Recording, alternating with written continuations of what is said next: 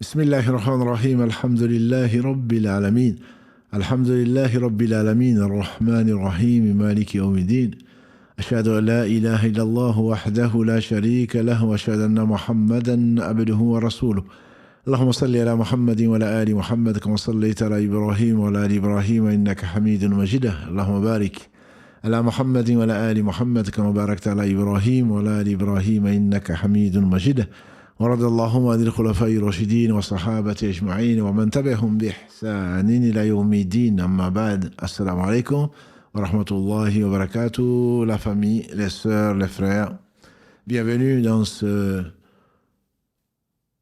live que vous aimez tant, l'islam au quotidien, qui répondra Inch'Allah aux certaines des questions que vous vous posez, priorité au direct. Mais avant toute chose, nous remercions Allah, qui nous a créés, qui nous a donné ce qu'il donne aux gens qu'il aime, à savoir la foi, qui nous a donné la santé, qui a pourvu à tous nos besoins et bien plus que cela. Le miséricordieux par essence, par excellence, le généreux, dont tous les actes oscillent d'une part entre sa bienfaisance, sa miséricorde, sa bonté vis-à-vis de ses créatures, c'est lui qui a tout créé sans besoin, et entre sa justice, parfaite comme lui seul est parfait. Et cette justice est basée sur son omniscience et sur sa sagesse. Nous le louons donc, nous revenons vers lui repentant. Et nous le devons au moins ça. Nous demandons protection contre les conséquences de nos péchés, et lui seul en sait le nombre. Et la tendance de l'âme, et l'âme ordonne le mal, hormis celle à qui Allah fait miséricorde. Celui qui Allah guide. Et le bien guidé, celui qui est privé de sa guidée dans sa justice, tu ne lui trouveras aucun guide. J'atteste donc qu'il est le seul, en réalité, digne d'adoration. Il n'a pas d'associé, il n'a pas de semblable. Rien ne lui est semblable, et il est celui qui entend parfaitement, qui sait tout, et celui qui voit tout, absolument. Subhanahu wa ta'ala. J'atteste de la véracité et de l'exemplarité de la prophétie de Muhammad ibn Abdillah, qu'Allah bénisse ce prophète, sa famille, ses compagnons, tous ceux qui les auront suivis dans le droit chemin, nous fassent l'honneur d'en faire partie. Parce que c'est lui qui honore qui il veut, il humilie qui il veut, il élève qui il veut, il rabaisse qui il veut. Ce Seigneur est miséricordieux. Nous ne saurons jamais le louer comme il se doit. Dans cette émission, donc, aujourd'hui, ce qui est prévu, c'est, nous sommes revenus au quiz. C'est que ça vous manquait beaucoup, mais également parce que nous nous approchons donc de ce mois béni qui est le mois de Ramadan, et nous sommes dans un mois particulier qui est Sha'ban. Nous avons jugé utile, et je pense que les réponses nous donnent raison, puisqu'elles ne sont pas très bonnes, sur le mois de Sha'ban que peut-être visuellement les gens ne connaissent pas, pourtant qui est un mois particulier. C'est un mois particulier, et Osama bin Zayd, qu'Allah l'agrée, il a dit: j'ai demandé au prophète sallallahu alayhi wa sallam, je lui ai fait la remarque suivante. Ya Rasulallah, je te vois jeûner ce mois comme je ne te vois jeûner aucun autre mois, hormis Ramadan.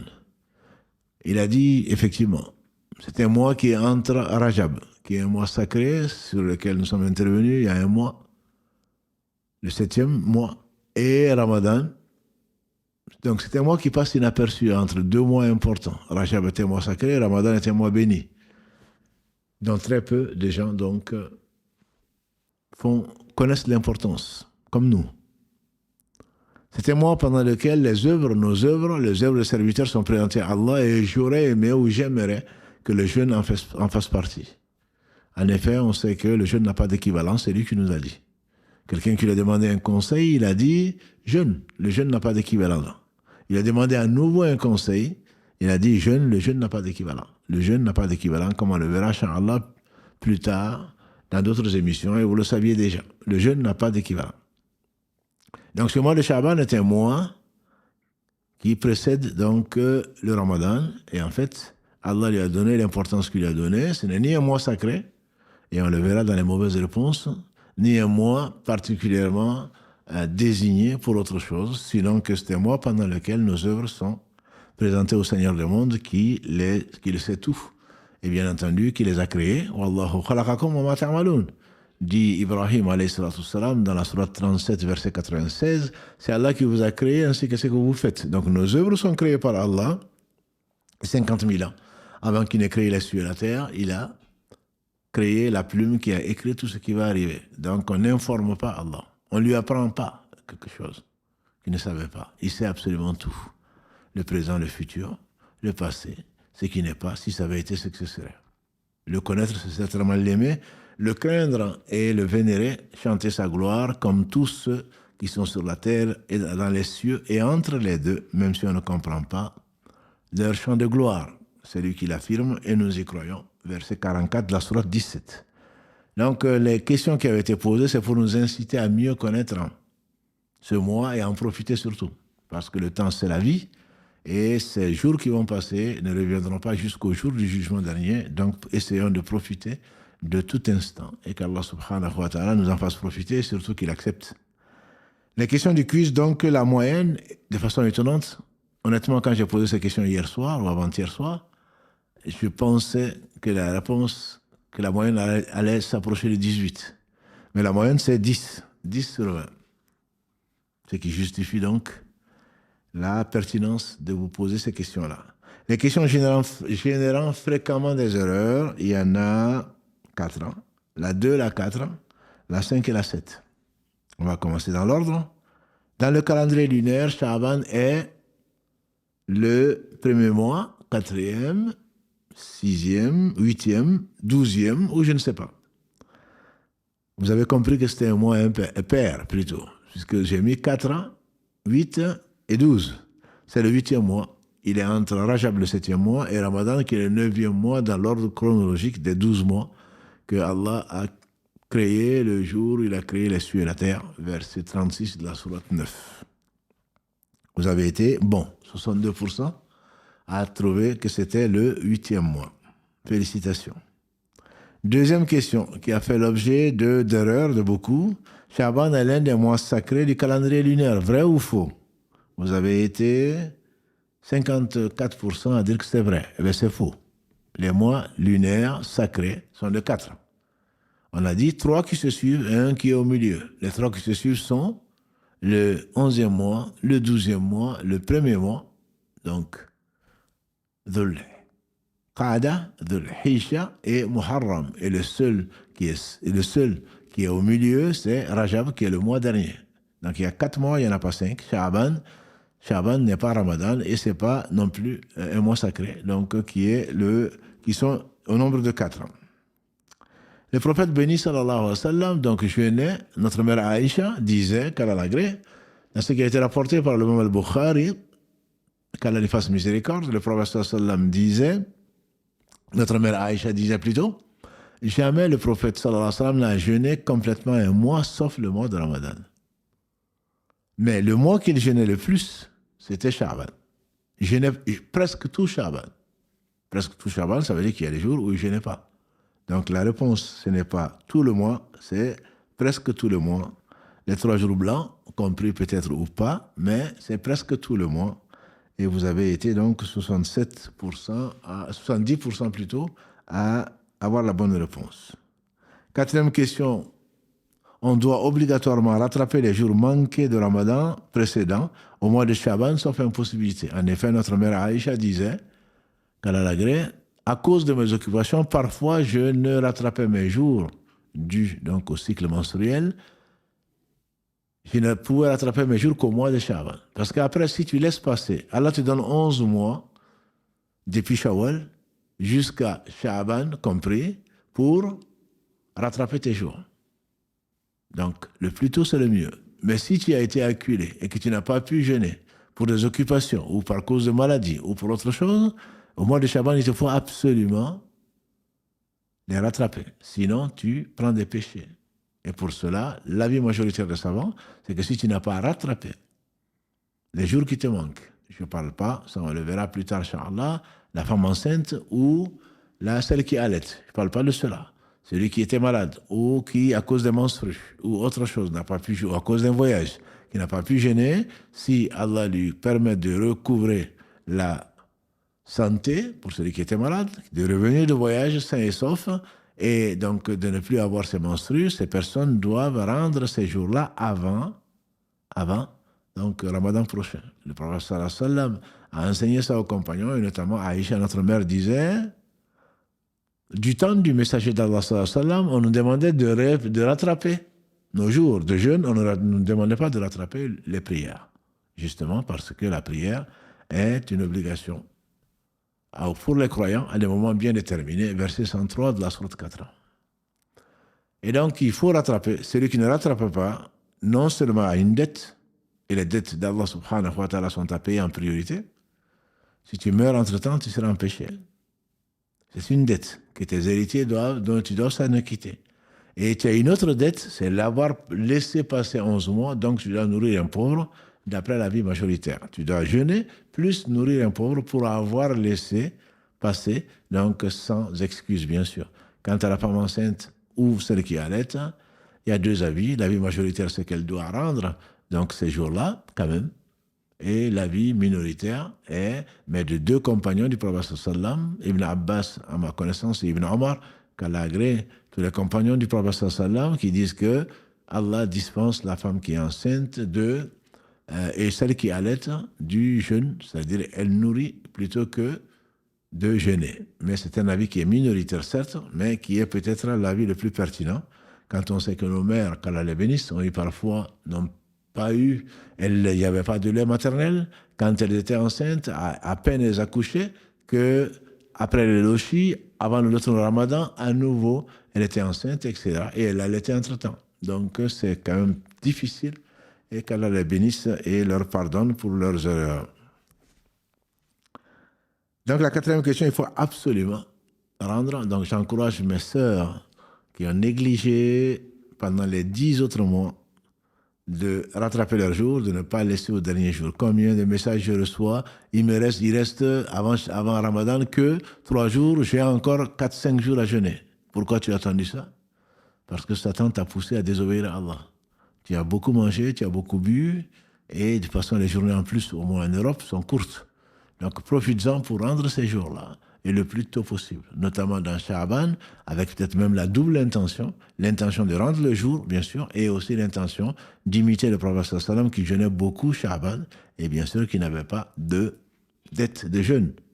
Chaque fois que tu voulais le voir jeûner, tu le trouvais en train de jeûner, de façon surrogatoire. Chaque fois que tu avais envie de manger avec lui, tu le trouvais non-jeûneur, et donc partager ton repas avec le meilleur des hommes, sallallahu alayhi wa sallam. Question numéro 5. Les œuvres de l'année sont présentées à Allah pendant le mois de Sha'ban. Donc c'est ce qu'on a vu. Vous avez été 44% à dire oui, et le faux, vous avez été 32%. Effectivement, les œuvres sont présentées comme c'est ce qui a été rapporté donc par Oussama Ibn Zayd, qui a rapporté donc ce hadith-là. Les œuvres sont présentées devant Allah, et même plus précisément, la nuit du 15 Ramadan, on présente nos œuvres à Allah subhanahu wa ta'ala. Mais le 15 Sha'ban plutôt, et ce 15 Sha'ban n'a pas d'autre particularité que celle-là, comme on le verra dans d'autres questions. Sixième question, Allah pardonne à tous les serviteurs la nuit du 15 Sha'ban qui ont veillé. Vous avez été 56% à dire faux. Effectivement, c'est faux. Il y a des hadiths qui ont été inventés, dont le hadith attribué à Ali, qui n'était pas un menteur, c'est l'un des meilleurs compagnons du prophète sallam, l'un des meilleurs hommes qu'il a été rapporté après les prophètes. Ali, on lui fait dire, il y a Ali que le prophète sallam aurait dit, mais c'est un hadith qui est faux. Et non seulement il est faux, on dit même qu'il est inventé. Il y a plusieurs catégories de hadiths, mais il est inventé d'après les spécialistes du hadith qu'Allah les bénisse, parce que parmi eux, il y a des menteurs, il y a des gens qui n'ont jamais été pieux, et il y a des gens qui sont complètement fiables. Ils ne le sont pas.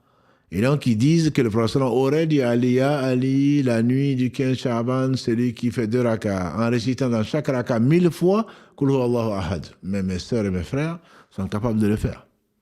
1000 fois. De quelle concentration tu vas avoir? Allah subhanahu wa ta'ala est miséricordieux. Il sait que tu es faible, il t'a créé faible. Et il ne va pas te demander de réciter 1000 fois Qul Allahu ahad dans la même raka. Toi qui, quand tu as déjà lu Inna anzalnahu fi laylatil qadr, tu penses que tu as lu une longue sourate 1000 fois Qul Allahu ahad. Dans chaque raka, et que celui-là, Allah lui pardonnerait ses péchés, etc., etc. Dans ce sont des hadiths qui sont plus que faibles, et j'ai coutume de vous dire que tout ce qui dépasse 100 fois, et pour des invocations aussi simples que Subhanallah, Alhamdulillah, rarement le prophète sallam a parlé de plus de 100 fois. Subhanallah wa bihamdihi, Subhanallah al-azim. Si tu le dis 100 fois, déjà c'est énorme. C'est 2 mots légers sur la langue, aimé du miséricordieux qui pèse lourd dans la balance. Subhanallah wa bihamdihi, Subhanallah al-azim. Celui qui dit Subhanallah 100 fois, ou celui qui dit Alhamdulillah, remplit la balance. Une fois, Alhamdulillah, remplit la balance. Pourquoi aller chercher des choses difficiles pour les gens et pensant qu'ils vont se rapprocher ainsi d'Allah, qui est l'élevé, subhanahu wa ta'ala, dans son être, dans ses noms et attributs, et dans tous ses actes, et en même temps qui est le miséricordieux, qui nous rapproche par les moyens qu'il veut, mais il a simplifié, il a facilité son adoration, subhanahu wa ta'ala, et elle est à la portée de tous, pour que personne demain ne vienne dire « moi je ne pouvais pas ». Donc c'est faux dans la 6e question que Allah pardonne les serviteurs qui sont levés la 15e nuit. Si tu te lèves toutes les nuits, félicitations. C'est grâce à Allah. 15e compris. Mais ne fais pas un qiyamul layl spécial pour la nuit du 15. On entend et vous entendrez. C'est pour ça que je vous avertis. Je préfère le poser aujourd'hui, au moins à mes sœurs et mes frères qui nous font confiance. Je préfère leur faire passer le message avant qu'ils n'entendent des choses qui sont complètement fausses. 7e question, Allah pardonne à tous les serviteurs qui ont jeûné le 15 Sha'ban. C'est faux. C'est faux. Vous avez été 40% à trouver la bonne réponse, mais c'est faux. On n'a pas à jeûner spécialement le 15. Celui qui veut jeûner 13, 14, 15, les jours blancs, félicitations, parce qu'ils ont l'habitude, c'est comme s'ils avaient jeûné tout le mois. Mais pas spécifiquement le 15. Si le 15 tombe sur un lundi ou un jeudi, que toi tu jeûnais les lundis et jeudis, félicitations. Mais ce n'est pas spécifiquement le 15. Parce que celui qui amène la sunna du prophète sallam concerne 6 aspects, y compris donc le moment de le faire. Le moment de le faire, le lieu, la nature, la quantité, etc., disent les savants. Donc le fait de jeûner spécifiquement le 15, parce que tu attends quelque chose d'Allah subhanahu wa ta'ala, c'est une innovation en matière religieuse sans discussion.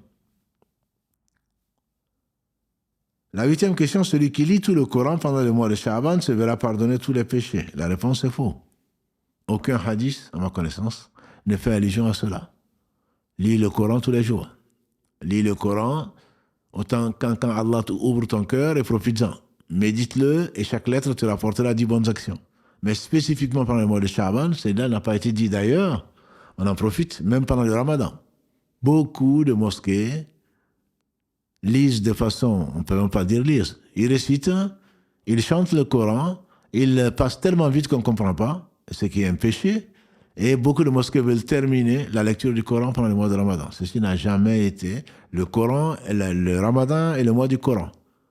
C'est pendant le mois de Ramadan qu'Allah a révélé le Coran. Par contre, cela ne veut pas dire qu'il faut lire tout le Coran. Si tu peux finir le Coran, lire le Coran le plus possible, certainement. Si tu peux finir la lecture du Coran pendant le mois de Ramadan, très bien. Si tu peux la relire, tu peux relire le Coran plutôt 2, 3 fois, c'est très bien. Mais si tu n'as pas fini, tu n'as pas de péché. Si Allah te fait profiter du Coran, ben tu auras tout gagné. Il est venu pour être écouté, lu, compris, médité et appliqué. Ce n'est pas la quantité, c'est la qualité qui compte. Donc, nous ne laissons pas abuser par les chiffres et par l'administratif. Allah n'a que faire de nos actes. 9e question, ne doit jeûner la 2e quinzaine du mois de Sha'ban que celui qui a des jours à rattraper ou qui a l'habitude de jeûner. Vous avez été 50% à trouver la bonne réponse, c'est vrai.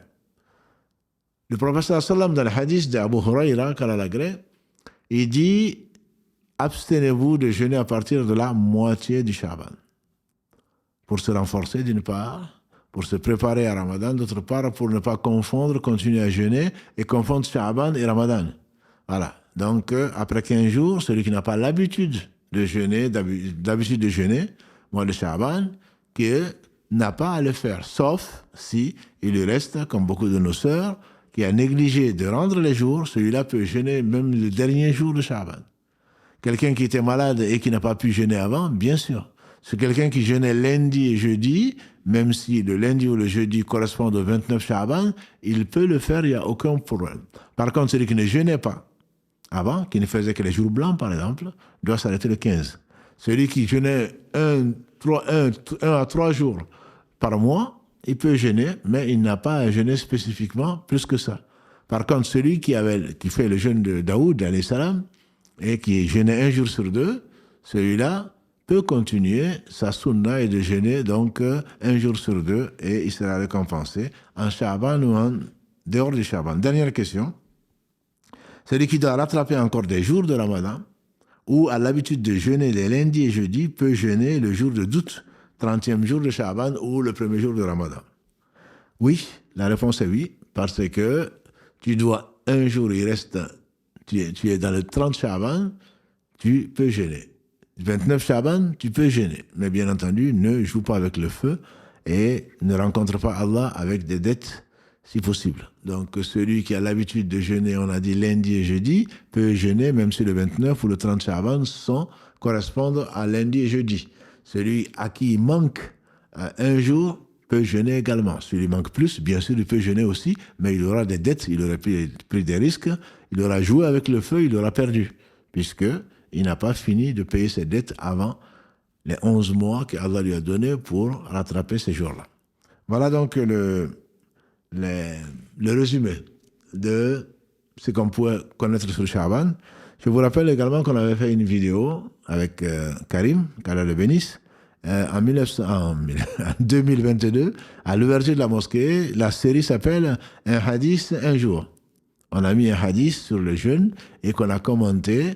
Et donc, pendant 40, on a choisi 40 hadiths. Et ces hadiths sur Shaban correspondent au hadith numéro 3 et numéro 4. Donc, de notre série de 40 hadiths. Chaque jour, on prenait un hadith et on expliquait. Et donc, la partie, comme c'était avant Ramadan et pendant tout Ramadan, puisque c'était 40 hadiths, on a commencé par le Ramadan, bien sûr, les bienfaits. On a également on a consacré 2 hadiths à Sha'ban, ses mérites et ses spécificités. Si vous voulez les réviser, Inch'Allah, vous pouvez aller sur notre site, donc Mosquée Mirail, et dans la série, donc 2022, à l'ouverture de la mosquée, 2022, un hadith, un jour. Et je vous invite donc à prier pour Karim et pour moi-même, ainsi que pour toutes les personnes qui, de près ou de loin, ont permis donc d'arriver à ce résultat-là. Barakallahu fikoum pour votre patience et surtout pour votre confiance. Parlant de confiance, et avant de prendre vos questions, parlant de confiance, j'ai eu l'occasion donc lors de la semaine dernière d'aller visiter un des sites de Afrique Charity que j'ai recommandé et je ne regrette pas de l'avoir recommandé. Le frère Abou Bakr Barakallahu fi a beaucoup insisté pour que j'aille visiter. Je dis que je faisais confiance, mais j'ai été visiter un site, un des 3 sites donc sur lequel agissent les frères donc de Afrique Charity, Afrique en français, AFRIQE, Charity en anglais, CHARITY.com. Et donc, ce sont des frères, Allahumma barik, qu'Allah les récompense par le meilleur. Et on a été sur le site de Faladje Garbal. Garbal, c'est l'endroit où de parquage des bœufs ou des veaux. C'est un endroit, c'est un peul, Garbal. Garbal, c'est un peul, c'est comme un parking où on vend donc les animaux. Et effectivement, à côté des animaux, je dirais, il y a des gens qui vivent comme des animaux, qui sont dans des tentes de fortune, notamment des femmes, beaucoup de femmes et beaucoup d'enfants. Ce sont des déplacés qui ont fui la guerre. Et comme vous le savez, au Sahel, notamment au Mali, au Burkina Faso et au Niger, l'instabilité, l'insécurité est totale. Et donc, ce sont des gens qui ont fui, notamment les femmes, qui ont fui avec leurs enfants. Et les enfants dormaient à même le sol, bien sûr, dans une même case, si on peut l'appeler case, à côté, pour ne pas dire au milieu des animaux. Je vous assure, c'est quelque chose de terrible. C'est quelque chose de terrible. On était porteurs donc de quelques colis, dont ceux qui avaient été offerts par certains d'entre vous quand je partais, qui m'ont donné de l'argent, donc qui est destiné aux plus démunis. Et on a été là, je vous assure, c'est difficile à supporter. Dès qu'on vous voit, les gens sortent presque pour faire la queue parce qu'ils savent que vous venez les aider, pas pour les filmer. C'est pour cela que je me suis refusé à vous rapporter un quelconque document. Parce que ce ne sont pas des animaux, même s'ils sont considérés, traités comme des animaux, ce ne sont pas des animaux. Ce sont nos frères, ce sont nos sœurs. Et donc, Afrique Charity, je les ai accompagnés. On a distribué les quelques colis avec beaucoup de frustrés qui étaient là en train de dire « Nous, on n'a rien eu. Nous, on n'a rien eu. » C'est vraiment triste.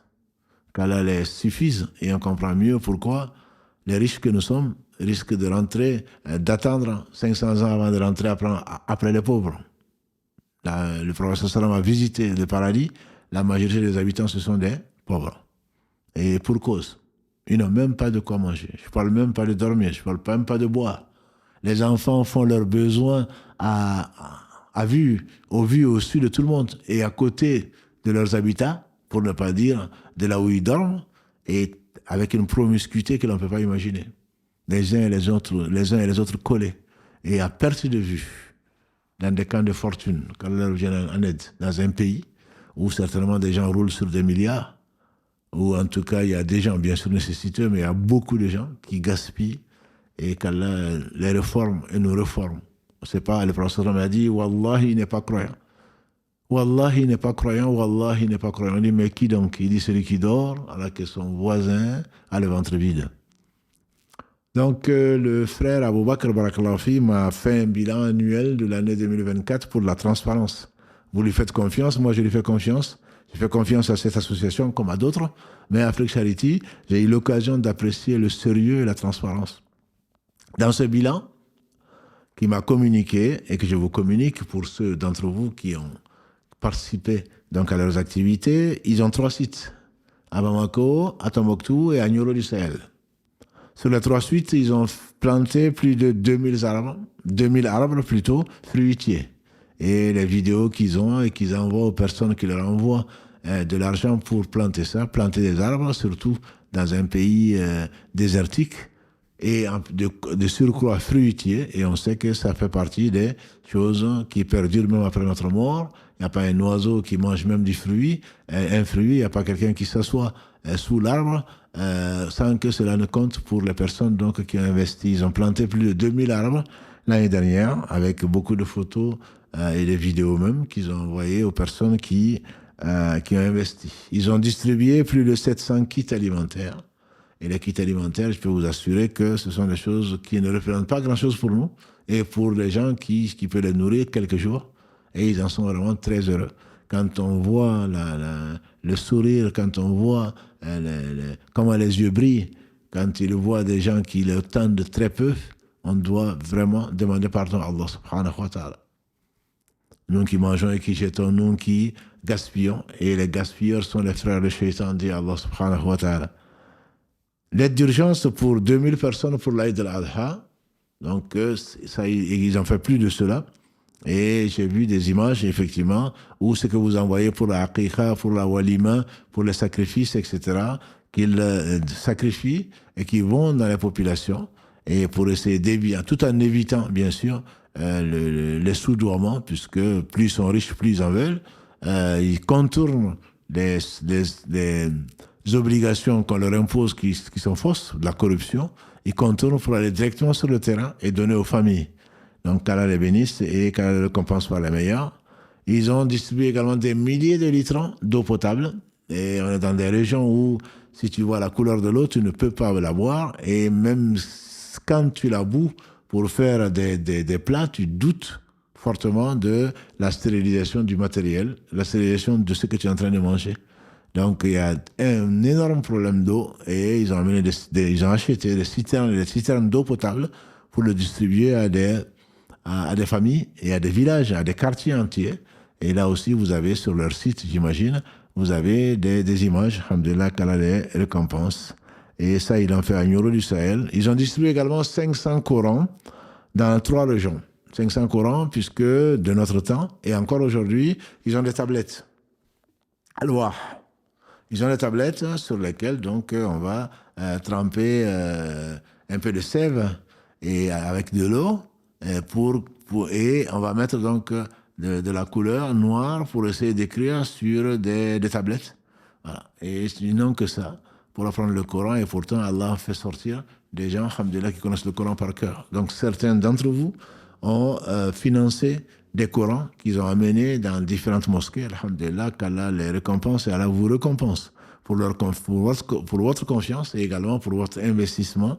Inch'Allah, les Corans que vous avez envoyés, qui ont servi et qui serviront encore, Inch'Allah, chaque personne qui touchera ce Coran-là, qui le lira, la récompense vous reviendra sans rien amoindrir à la récompense des gens qui ont appris ce Coran-là. Et vous serez étonnés, Inch'Allah, au jour du jugement dernier, par la récompense du généreux, subhanahu wa ta'ala, qui va vous associer donc à la récompense qu'il a accordée aux gens qu'on appelle les gens du Coran, Ahl al-Qur'an. Le prophète sallallahu alayhi wa sallam, d'après Othman ibn Affan, radiallahu ta'ala anhu, disait, le prophète sallallahu alayhi wa sallam dit, Ahl al-Qur'an, Ahlullah wa khasatuh.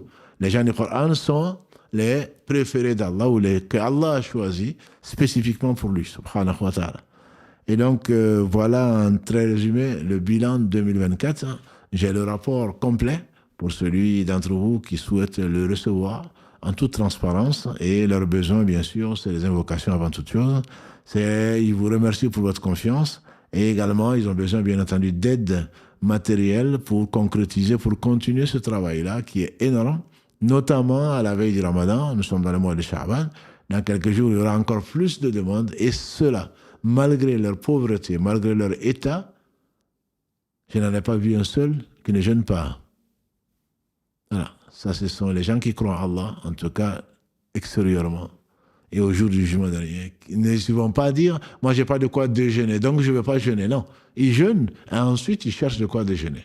Et la subsistance de tout un chacun vient d'Allah subhanahu wa ta'ala qui suffit à tout le monde. Inna Allah huwa ar-razaqu dhul quwwati al-matin. Allah, il est très certainement celui qui pourvoit tout besoin et celui qui est doué de la force inébranlable. Donc, Allah les bénisse. Votre générosité, alhamdulillah, est connue et établie.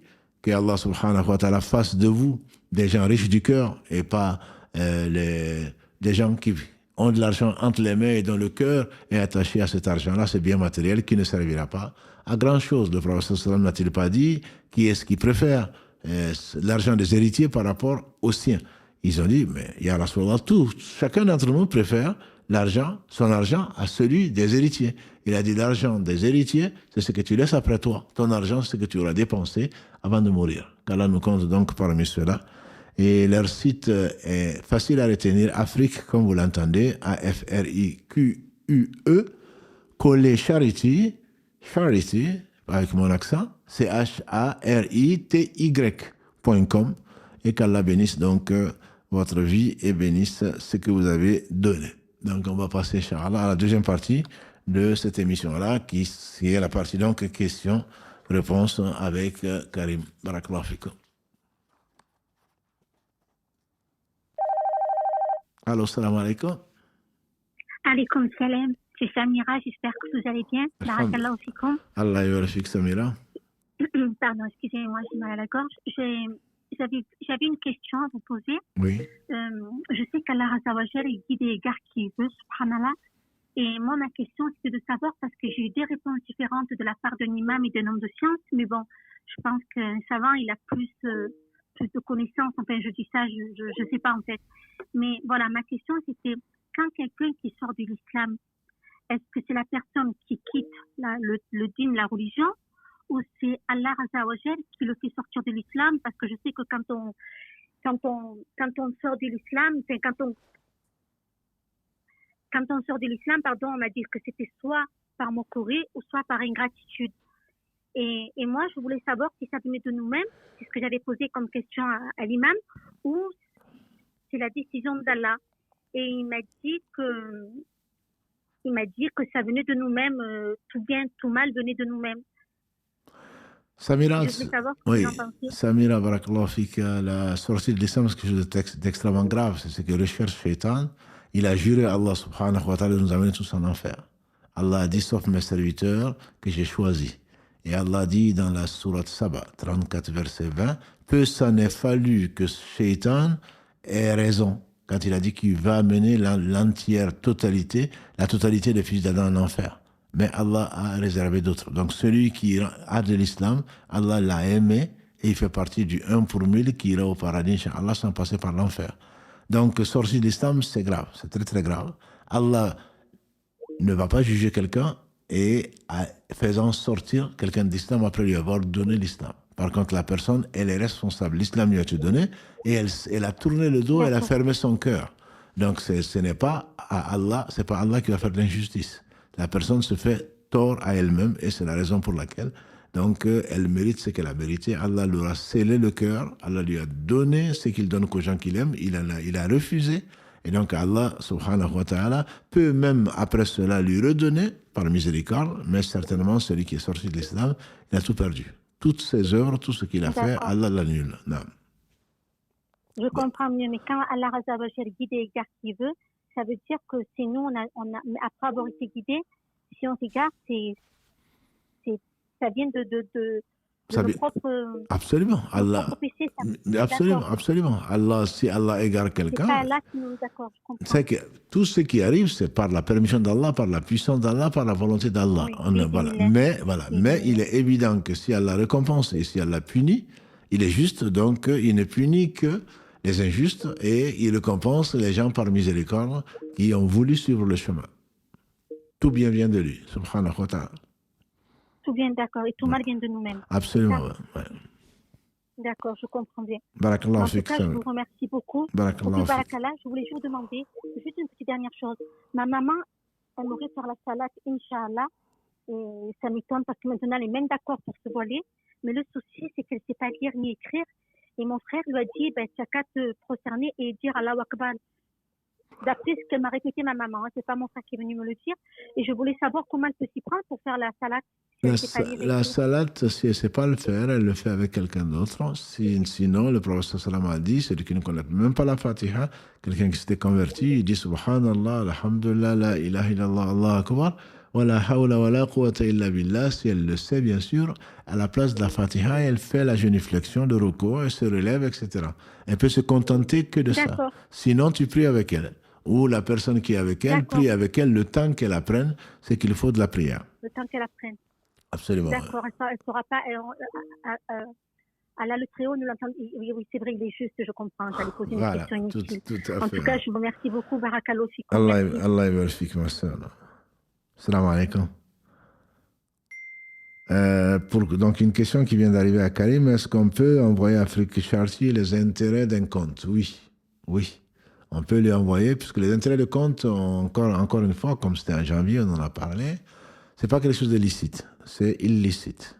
On doit s'en repentir, parce qu'on participe au riba, même si nous ne recevons pas d'intérêt, et là, parce qu'on a permis à la société bancaire, entre guillemets, de faire les intérêts. Donc on y a participé, même si on ne l'utilise pas.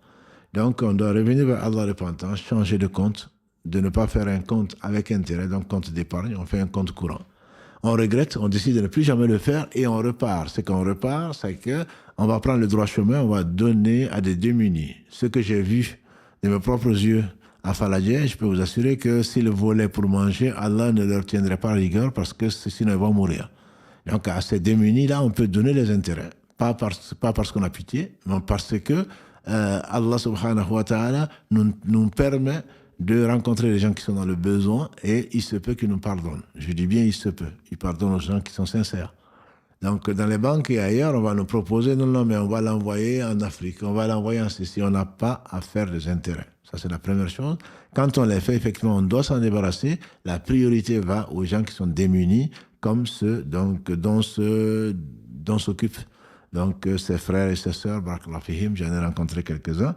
Et qu'Allah, au petit matin, je vous assure, c'était juste après le Fajr, qu'Allah les récompense par le meilleur, ils sont bénévoles, qu'Allah les bénisse.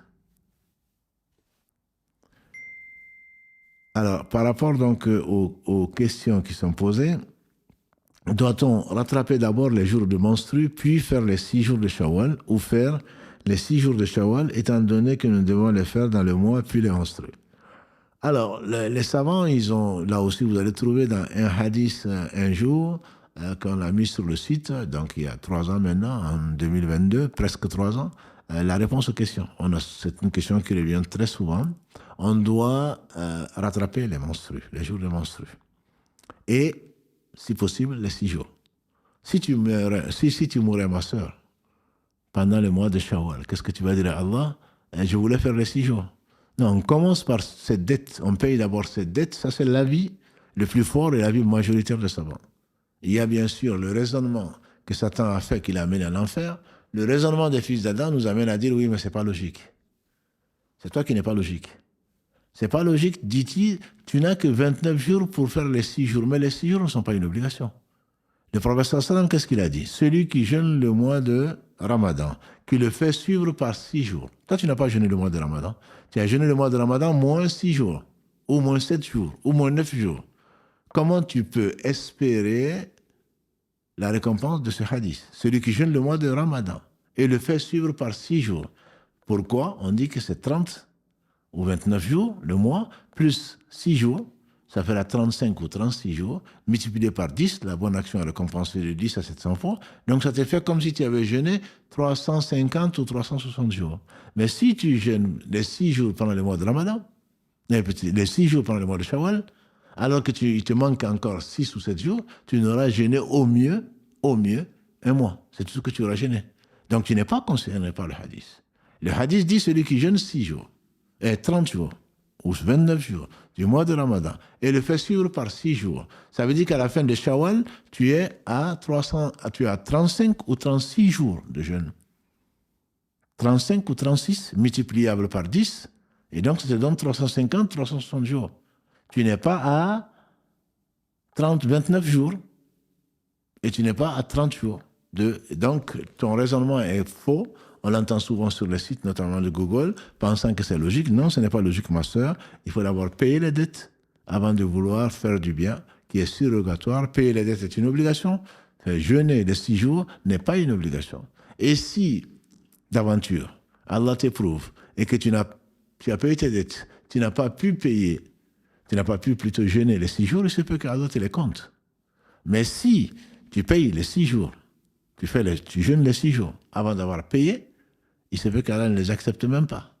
Voilà. Il ne faut pas être administratif avec Allah. Il ne faut pas être administratif avec Allah. Si tu aimes Allah, tu dois passer par la porte. Et cette porte, c'est la sunna du prophète sallallahu alayhi wa sallam. Allô, oui? Allô, salam alaikum. Wa alaykum assalam wa rahmatullah. Alors, j'avais une question, donc pour rebondir un peu sur la question qu'il y avait avant. Oui. Donc, j'ai bien compris que s'il nous arrive à bien, ça vient d'Allah, et s'il nous arrive à un mal, ça vient de nous-mêmes. Oui. Et je voulais savoir comment concilier donc ça avec une épreuve qu'un enfant qui n'est pas encore doué de raison pourrait traverser, que ce soit le viol ou autre. Oui. Parce que je sais pas comment.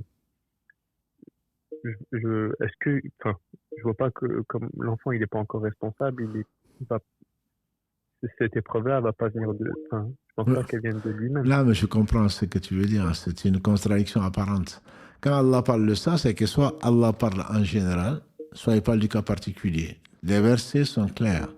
Quand on demande d'où cela vient, Allah dit ça vient de vous-même. C'est un des versets, notamment, je crois que c'est le verset 165 de la sourate 3, après Uhud, sur lequel on reviendra, Inch'Allah, très probablement avant Ramadan, dans les lives du samedi. Et quand Allah dit, subhanahu wa ta'ala, s'il s'en prenait aux gens pour ce qu'ils ont fait, il n'aurait pas laissé sur la terre un seul être vivant. Et tout ceci, c'est pour dire en général. C'est que ça, c'est l'homme. Après, quand une chose qui arrive et pour laquelle tu n'y es pour rien, ce n'est que l'exception qui vient confirmer la règle. Voilà. Donc, c'est dans cet esprit-là. Il ne s'agit pas d'un enfant qui est une fille qui est violée ou quelqu'un qui est assassiné. Simplement, tu dois savoir que si Allah a permis ceci, c'est pour une sagesse qui est que tu ne comprends pas. C'est pas injuste. Mais ça ne vient pas de la personne. Allah lui veut du bien pour peut-être faire rentrer cette personne-là. Parce qu'une fois que la personne qui a été la plus éprouvée rentrera au paradis, et on va la faire rentrer, goûter juste un tout petit peu au paradis, quand elle en ressortira, on va lui demander est-ce que tu as déjà été malheureux? Nous, on dit le pauvre, il a subi, tu ne peux pas imaginer, mais si Allah récompense la personne qui a été éprouvée, elle sera tellement heureuse qu'elle va demander à Allah pourquoi tu ne m'as pas encore plus éprouvé. Voilà. Donc, c'est quand on prend l'histoire d'Al-Khidr avec cet enfant qu'il a tué de 2 croyants, et le prophète sallam nous explique, et Khidr le dit d'abord dans la sourate 18, et le prophète sallam le confirme en disant que cet enfant allait être un mécréant.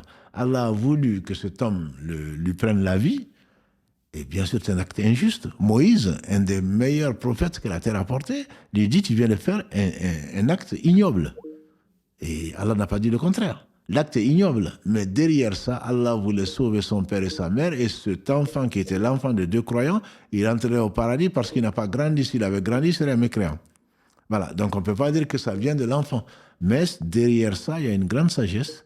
Allah subhanahu wa ta'ala éprouve cet enfant et ses parents. Peut-être que c'est à cause des péchés de ses parents, ça je ne peux pas l'affirmer. Mais l'enfant, bien entendu, n'est pas responsable de cela, ça ne vient pas de lui-même. Mais la sagesse d'Allah a voulu que ce acte se passe pour un bien qui est plus important et dont la sagesse d'Allah subhanahu wa ta'ala a imposé.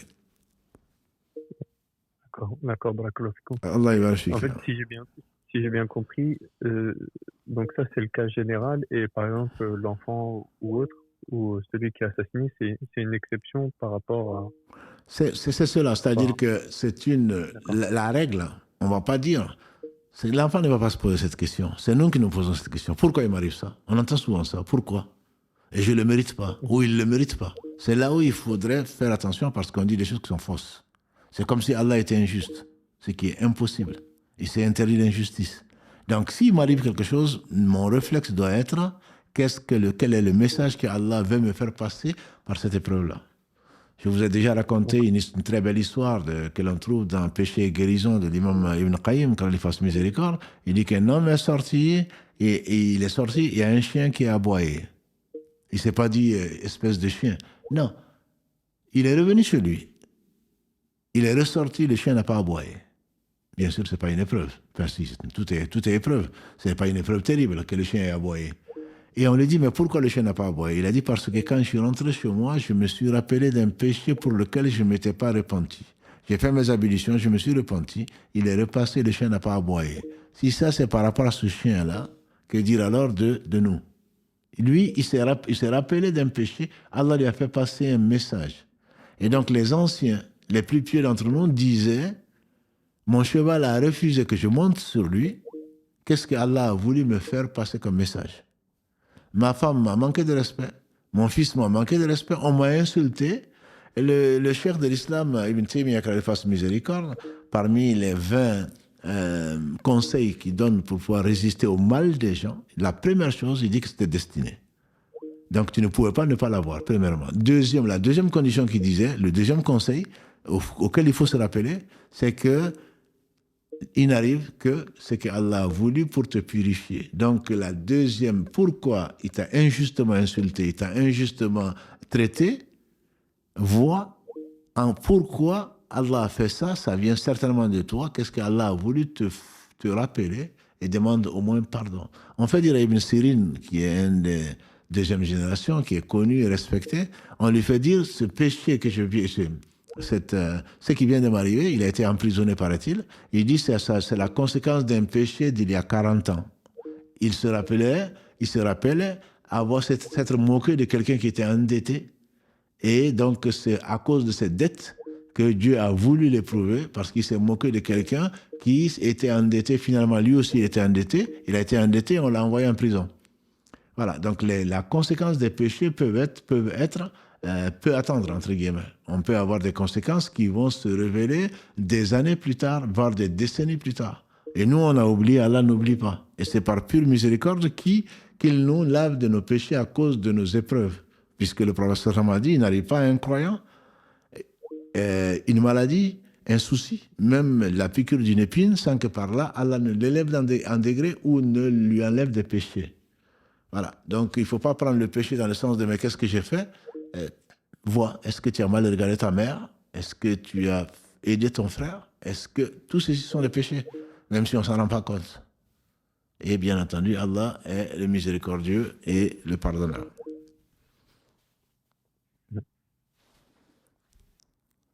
Barakallahu fik, mon frère.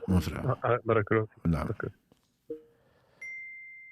Mais je ne comprends pas, écrit une sœur ou un frère, je ne comprends pas, ça veut dire que notre mère Aïcha ne faisait pas les 6 jours de Shawwal parce que j'ai entendu qu'il faisait d'abord rattraper les jours manqués. Oui, je t'ai dit qu'il fallait rattraper les jours manqués, c'est l'avis des savants, l'avis le plus fort.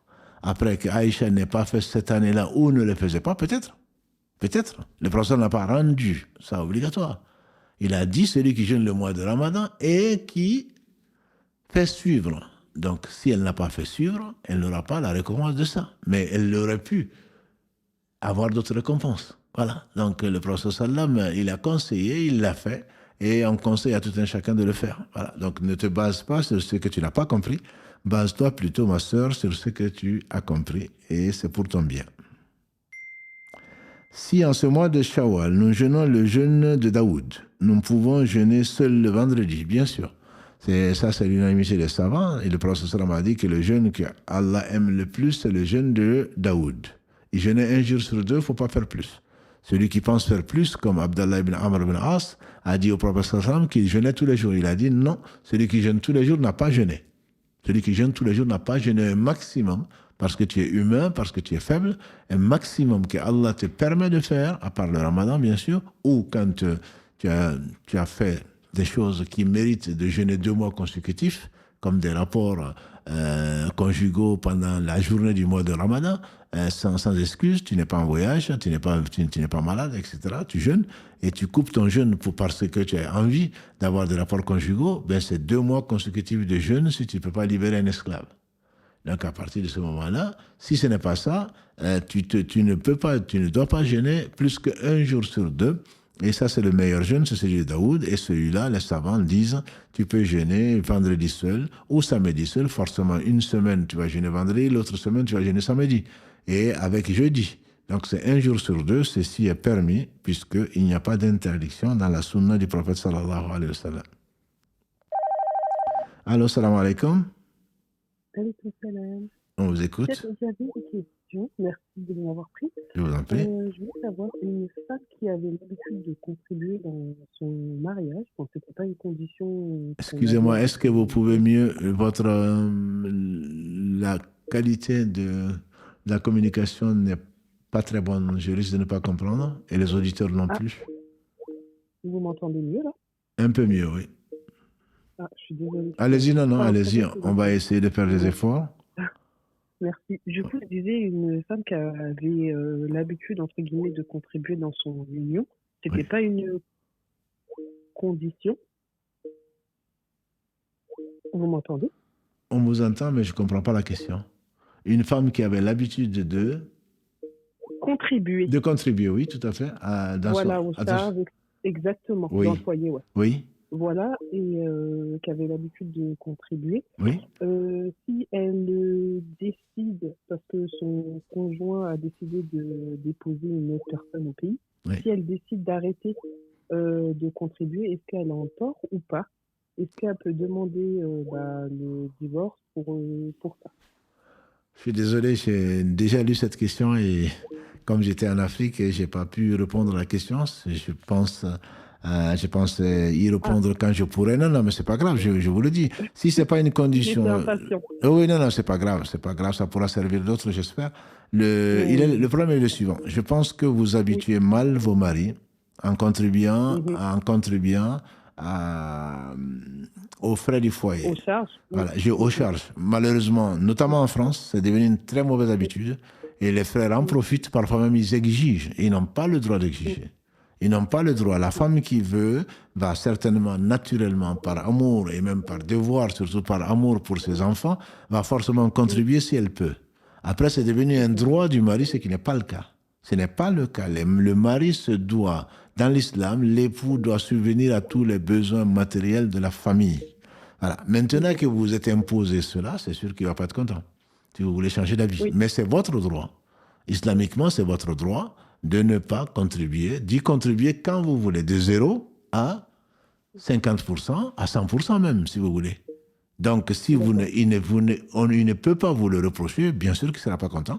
Il ne doit pas islamiquement vous reprocher d'avoir baissé votre contribution de 50 à 0%. Ça, c'est sûr. Il n'a pas le droit. Il n'a pas le droit. Et bon, si ça pourrait lui servir de leçon, tant mieux. Et s'il pourrait négocier, tant mieux. Dans tous les cas, ce n'est pas un péché que la femme ne contribue pas, dans l'islam, que la femme ne contribue pas aux charges de la famille. D'accord, ok. Merci. Allah vérifie. Merci beaucoup. Salam alaikum. Alaykum salam wa rahmatullah. Est-ce que le fait de jeûner 3 fois dans le mois, comme vous avez dit, qui est récompensé comme 30 jours, peut-il combler les jours qu'on a ratés pendant le ramadan? Non, ça ne remplace pas. Pourquoi? Parce que, on a dit encore une fois, celui qui jeûne, alors celui qui fait une bonne action, qu'Allah accepte, il le récompense de 10 à 700 fois. Les dettes que vous avez restent des dettes. Si ces dettes n'étaient pas dans le mois de Ramadan, vous n'auriez pas vos 290 jours ou 300 jours.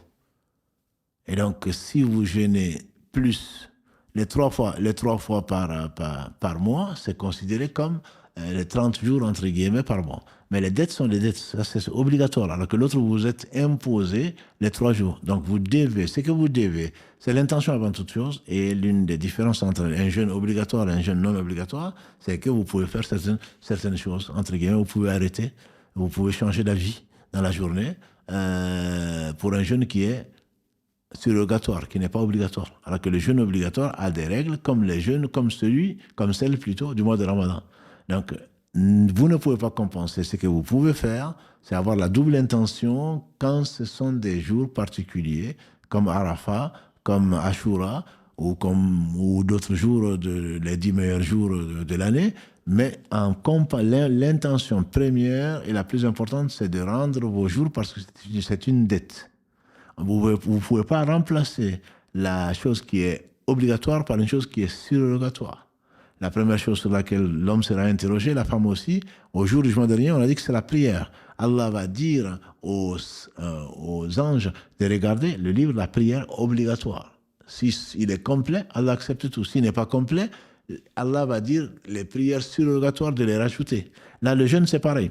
Le Cheikh Othaymin, quand il fasse miséricorde, il disait que le jeûne des mois de ce mois-là, de Sha'ban, sont comme les prières obligatoires. C'est-à-dire, de notre jeûne, si Allah nous accorde la vie pour le Ramadan, il y aura peut-être des jours où le jeûne n'a pas été accepté à 100%, où on a fait des erreurs, etc. Si le jeûne n'a pas été complet accepté par Allah, Allah va dire aux anges de rajouter les jeûnes surrogatoires.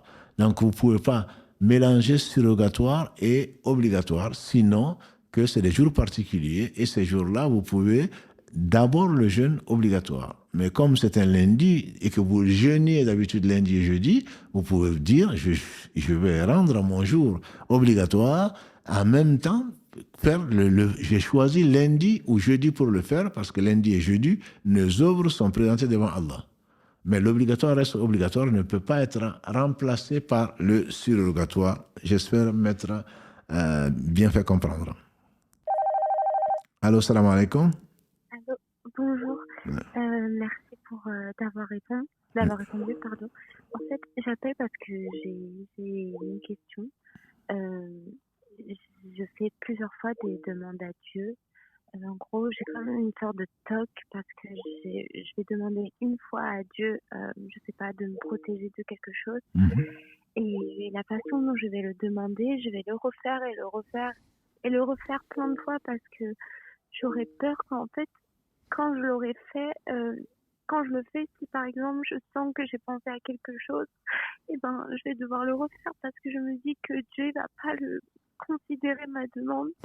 Et à chaque fois, c'est ça. Et j'ai l'impression que j'ai lu beaucoup de choses où on m'expliquait qu'il fallait que la demande soit absolument sincère. Il fallait que les mains soient levées vers le ciel pour que Dieu accepte la demande. Et je fais ça tellement de fois que je sais mon pour que parfois Dieu m'entend pas. Et j'ai l'impression que si je regarde pas vers le ciel, ben, peut-être que, enfin, c'est débile, mais peut-être que Dieu ne m'entend pas ou je sais pas pourquoi je ressens ça. Parce que parfois, j'ai peur qu'il y ait comme une distance où à chaque fois je suis obligée de me répéter dans la tête que Dieu, quand Dieu veut quelque chose, la chose l'est. Et je suis toujours obligée de me rappeler ça. Et voilà. Désolée, Là, mais c'est juste. qu'Allah vous apaise, ma soeur, c'est que vous ne connaissez pas assez Dieu, comme moi. Si vous connaissez Dieu, vous savez, le prophète sallam a dit que Dieu est plus content. Bien sûr, rien ne lui ressemble. Il est plus content du retour de son serviteur que l'homme qui, avec sur sa monture, tous ses bagages, et l'animal s'est échappé, a fui. Et finalement, il était à un endroit où il ne pouvait rien et il attendait la mort. Ensuite, Dieu l'a fait endormir et puis la monture est revenue avec ses vivres. Il était tellement content, il a dit, oh mon Dieu, tu es mon serviteur et moi je suis ton Dieu. Voilà. Et lui, il en a ri. Ça veut dire quoi? Il a dit qu'il était le Dieu de Dieu et que Dieu était son serviteur et que lui, il était le Dieu de Dieu. Donc, si vous voyez comment le prophète, il a ri. Ça veut dire quoi? Ça veut dire que Dieu ne va pas nous en vouloir si on te trompe. Voilà. Donc, il n'y a pas de oui, mais je n'ai pas dit ça exactement. Peut-être que je ne suis pas sincère. Mais Dieu sait que vous êtes sincère. Dieu sait ce que vous voulez. S'il l'a retardé, ce n'est pas parce que vous êtes trompé. Vous n'avez pas besoin. Dieu aime bien qu'on l'appelle, mais pas dans le sens de revenir sur le sens, les mots, etc. Dieu, c'est lui qui a tout créé. Il sait ce que vous voulez. Donc, il demande, par contre, de le manifester par un acte qui est le fait de l'invoquer. L'invocation de Dieu voulant dire que vous l'adorez, vous croyez en lui, vous espérez en lui, vous savez qu'il est riche, etc., etc. Donc, ne vous conformez pas à la façon de demander. Demandez poliment, certes. Oh mon Dieu, je suis vraiment dans le besoin. Peu importe de la façon où vous êtes trompé. Non, là, c'est vraiment mal connaître Dieu. Ne vous en faites pas pour ça et surtout ne vous rendez pas malheureuse pour ça. Dieu savait que vous avez un ennemi qui est Satan, qui va vous inciter qui va essayer de détourner votre bonne intention. N'en tenez pas compte. Demandez à Dieu dans n'importe quelle langue. Essayez simplement d'être sincère et Dieu sait ce que vous ne savez pas. Et s'il l'a retardé, c'est pas parce que vous êtes trompé dans la conjugation du verbe. Pas du tout. Donc ne le prenez pas du tout comme ça. Demandez à Dieu et Dieu est content que son serviteur lui demande. Voilà, restez plutôt sur ça plutôt que d'être là en train d'être malheureuse alors que vous êtes en train de demander à Dieu. Non, ne le faites pas ça. Oubliez ce toc, oubliez ce waswas. Sachez que Dieu sait tout et c'est lui qui a tout créé. Merci. Et vous pensez que ça peut être du waswas du coup, c'est ça? Je suis convaincu que c'est du waswas. Mais, ok. Même si, ok. Il n'y a pas de même si. Mais c'est du waswas, chassez le waswas. Sachez que Dieu sait tout et ne vous posez pas d'autres questions.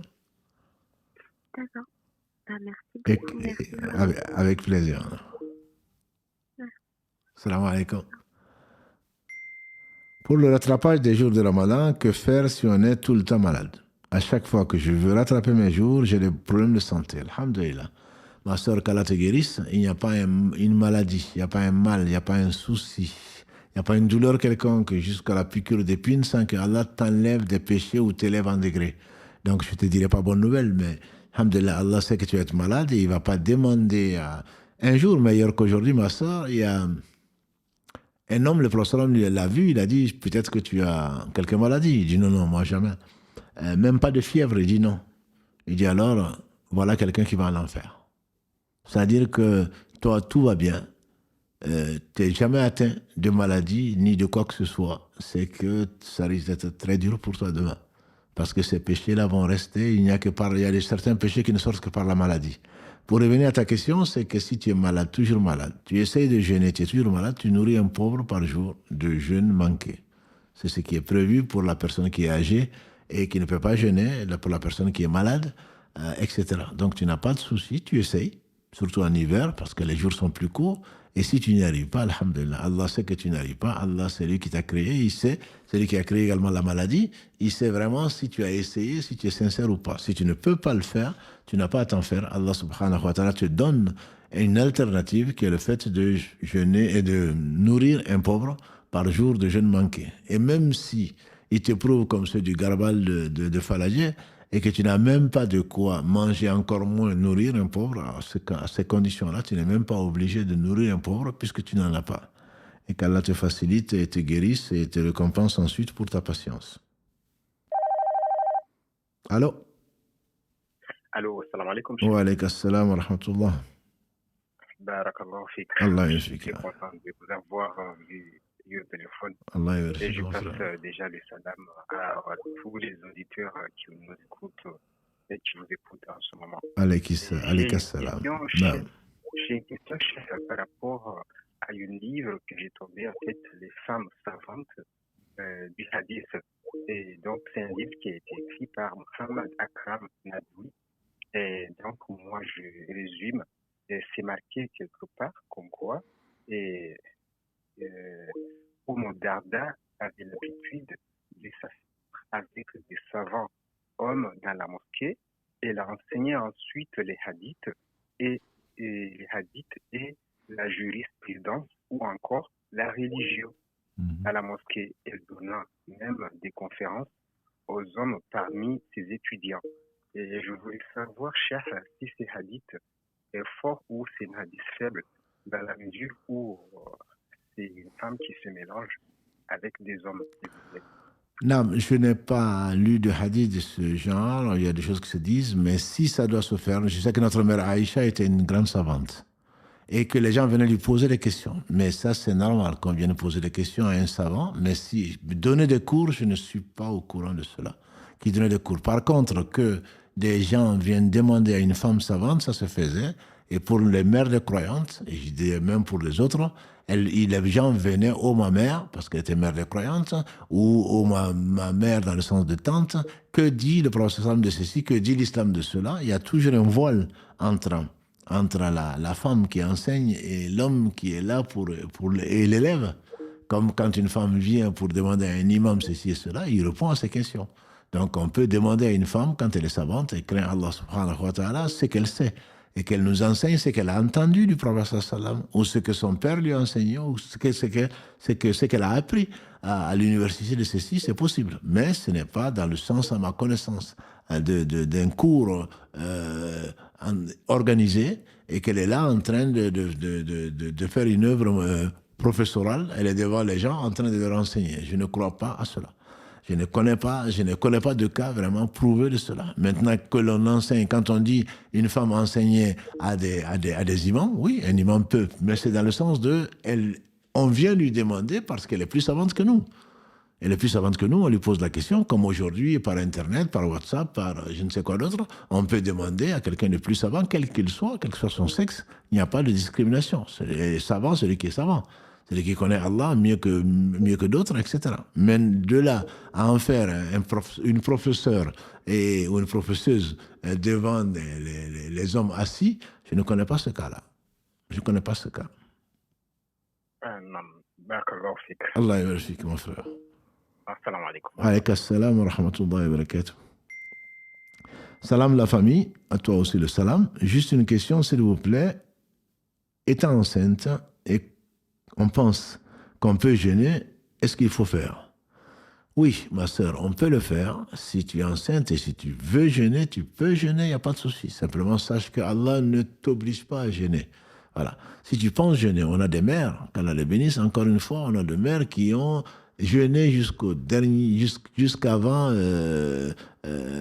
l'accouchement. Voilà, en plein mois de Ramadan. C'est possible. Si Allah te permet de jeûner, tu peux jeûner. Mais ne t'inflige pas une souffrance que Allah ne t'oblige pas. Voilà. Donc, si malgré ton changement physiologique, malgré les vomissements, malgré je ne sais quoi d'autre, tu peux jeûner, ben jeûne. Alhamdulillah, tu n'auras pas au moins à rendre ces jours-là. Mais si d'aventure, tu es en train de jeûner, tu as besoin de manger parce que tu vomis ou tu n'arrives pas à tenir, ben, il n'y a pas de mal.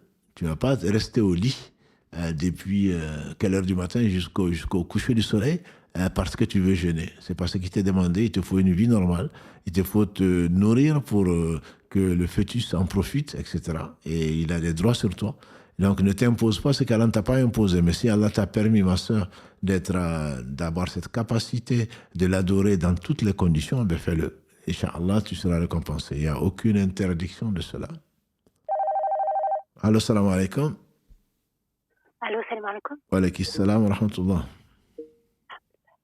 Voilà, je vous appelle parce que j'aimerais avoir une réponse à cette question concernant en fait l'obéissance envers notre mari. Oui. Voilà.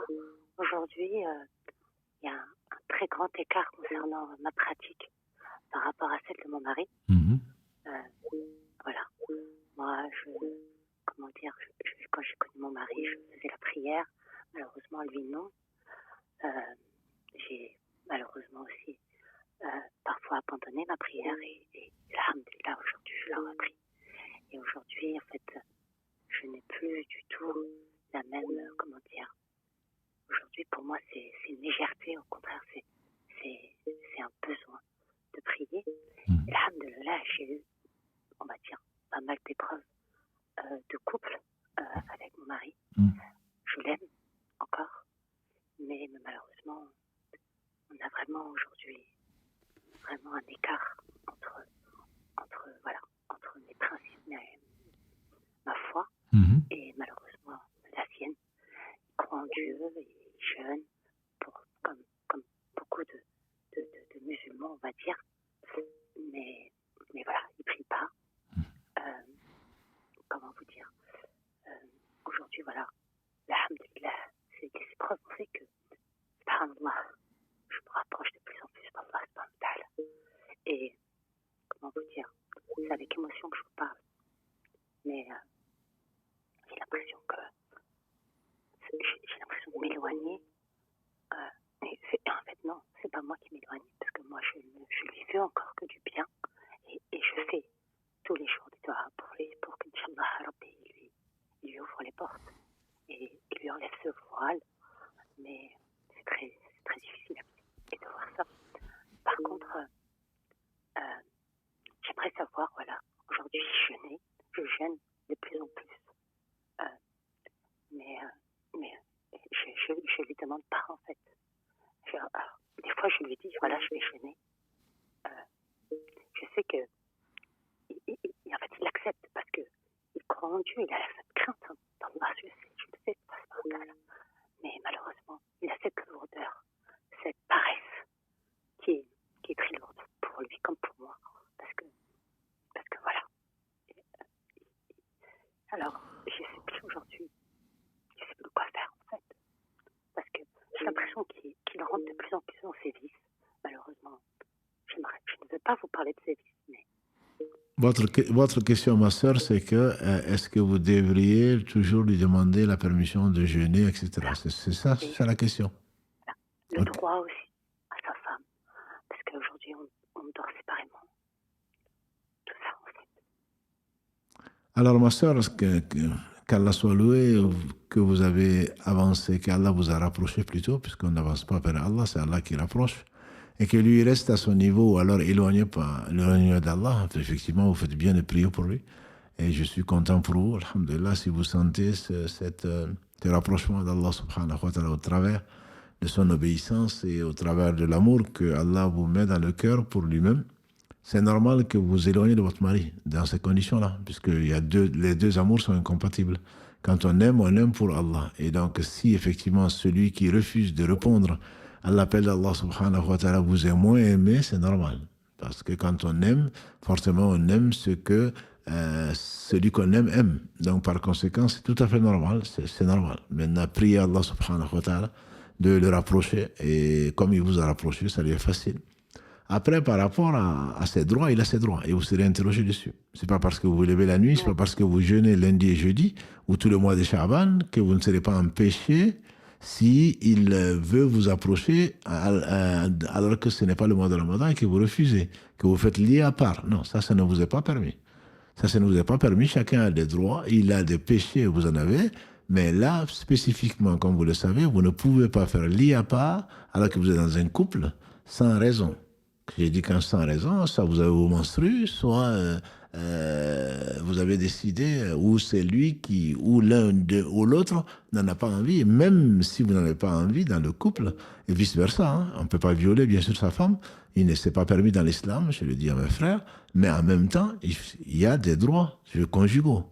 Et je dis ça à mes frères, je dis souvent ça à mes frères, c'est-à-dire que c'est pas parce que la femme, par pudeur, ne vient pas vers l'homme que si on sent qu'elle a besoin de rapport et qu'on le refuse parce qu'on est fatigué.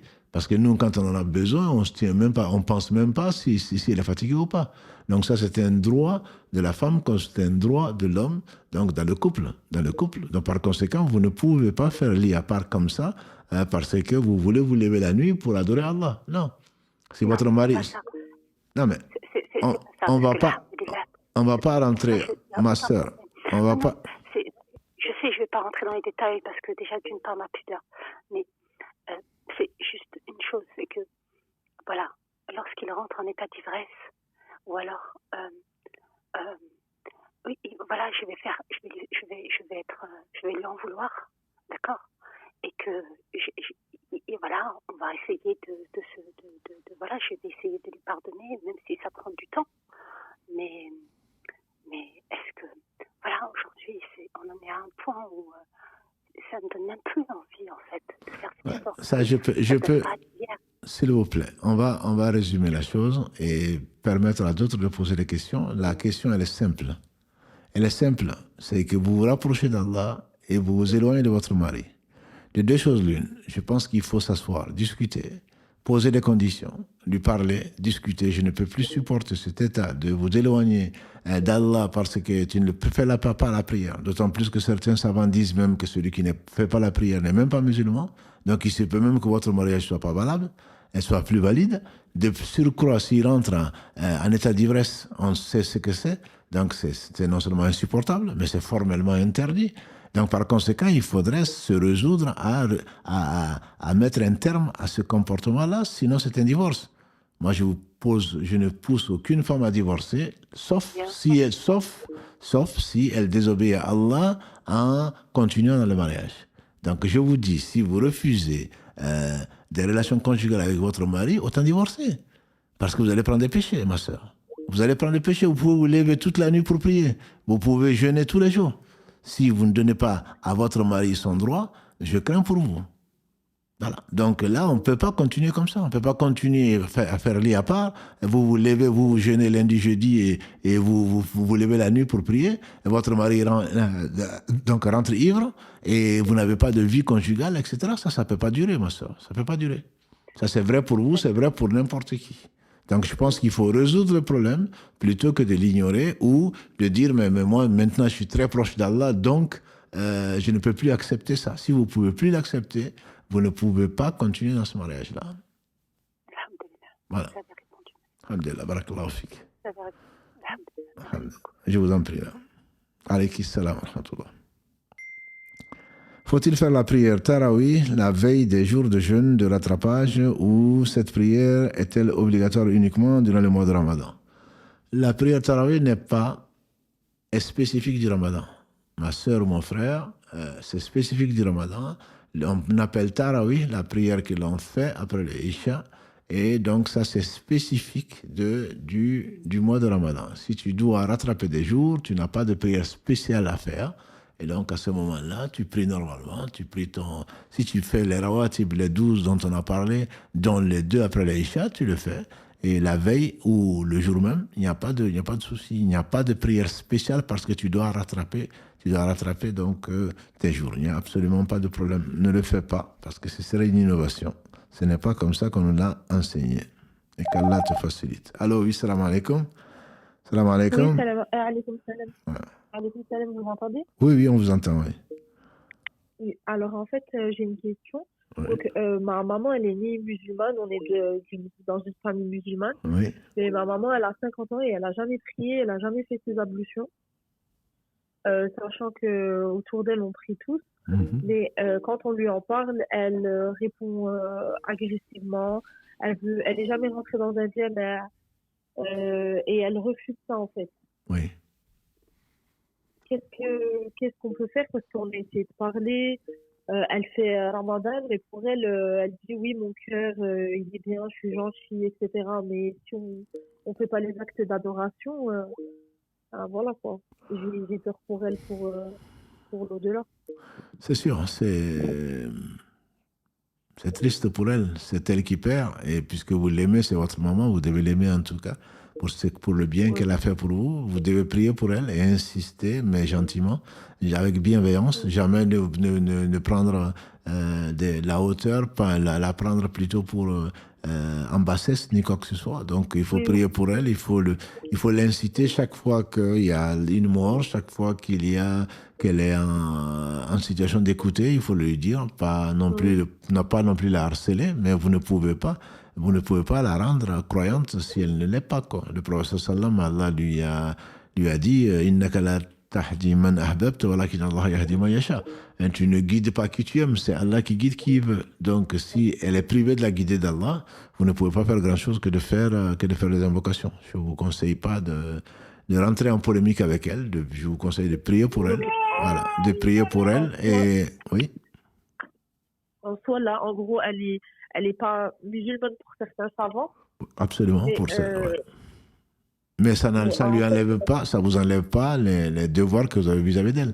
Vous savez qu'Ibrahim alayhi salam disait mon cher père, Allah qui fabriquait des idoles. Donc, aime-la, fais lui-même des cadeaux. Et toi qui es musulman et qui pratique, essaye de lui montrer le meilleur comportement possible. Voilà, c'est pas parce qu'elle ne prie pas, même si elle était sortie de l'islam, à la limite, tu veux dire, prie pour elle pour qu'elle revienne avant qu'il ne soit trop tard pour elle. Voilà, mais il faut vraiment surtout beaucoup prier pour elle et ne pas l'insulter, ne pas mal agir pour elle parce qu'elle n'est pas musulmane. Voilà. Mais si elle en est là, entre guillemets, c'est à cause de quoi? C'est parce qu'Arbi dit ce qu'il veut, ça je sais, mais pourquoi elle refuse autant? Qu'est-ce qui fait que, je sais pas, parce que ses parents, ils sont quand même Hajj et Hajja, ils sont allés à la messe. Bon, peut-être qu'ils leur ont pas appris la religion, mais... Vous savez que un des fils de Noé ira en enfer. Et vous savez que la femme de Noé ira en enfer, la femme de Lot ira en enfer. Voilà, donc Allah choisit qui il veut, Allah a régalé son cœur, il n'a pas trouvé du bien dedans, en tout cas pas aujourd'hui, et son cœur est réfractaire, priez pour elle. Pourquoi elle n'aura pas d'argument devant Dieu, ça c'est certain. Maintenant, remerciez Allah de ne pas être comme elle, et priez pour elle pour qu'elle revienne avant qu'il ne soit trop tard. Et si je prie pour elle et je fais des doigts, mais si elle meurt dans cet état, est-ce que je peux quand même la sauver avec des doigts? Elle n'est pas encore morte. Donc, priez pour elle, alhamdoulilah. Priez pour elle. Peut-être qu'elle sera guidée. Si elle n'est pas guidée, il y a deux avis. Soit elle n'est pas musulmane, ça c'est l'avis de certains savants, comme vous le savez. Soit elle est musulmane. Si elle est musulmane, vous continuerez à prier pour elle. Si vous la considérez comme musulmane, vous continuez à prier pour elle. Si vous êtes de l'école de l'avis de ceux qui disent qu'elle n'est plus musulmane, vous ne pouvez plus prier pour elle après sa mort.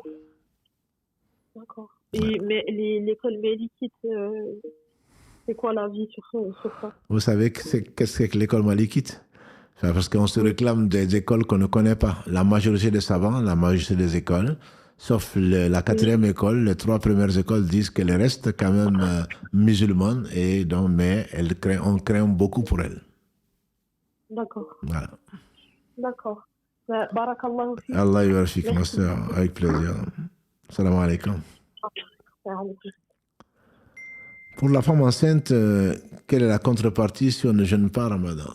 Pour la contrepartie, donc pour la femme enceinte, c'est de jeûner le Ramadan avant l'autre Ramadan. Si ce n'est pas possible, ce qui est probable, imaginons qu'une femme tombe enceinte en Sha'ban. Donc, elle est dans le premier mois, Ramadan, elle sera dans le deuxième mois. Le temps d'arriver au 9e mois, donc il ne lui restera plus que 3 mois pour l'autre Ramadan. Elle accouche, elle a 40 jours minimum, 40 jours en général de lochi. Donc, le temps qu'elle soit purifiée, elle ne peut plus rendre. Et donc là, elle nourrit un pauvre par jour. Elle nourrit un pauvre par jour. Et pour certains savants, après cela néanmoins, elle doit rendre les jours. Pour d'autres, non. Elle n'a pas à rendre le jour puisqu'elle ne pouvait pas le rendre à cause de la grossesse, puis suivi de l'allaitement. Elle nourrit un pauvre par jour. Allô, salam alaikum. Alaikum salam, cher. Ravi de vous avoir encore parmi nous pour pouvoir profiter de votre séance. Barakallahu fik. Merci beaucoup à vous et à toute l'équipe entière. Barakallahu fik, ma sœur. Je vous appelle pour vous poser une question sur le business. Oui.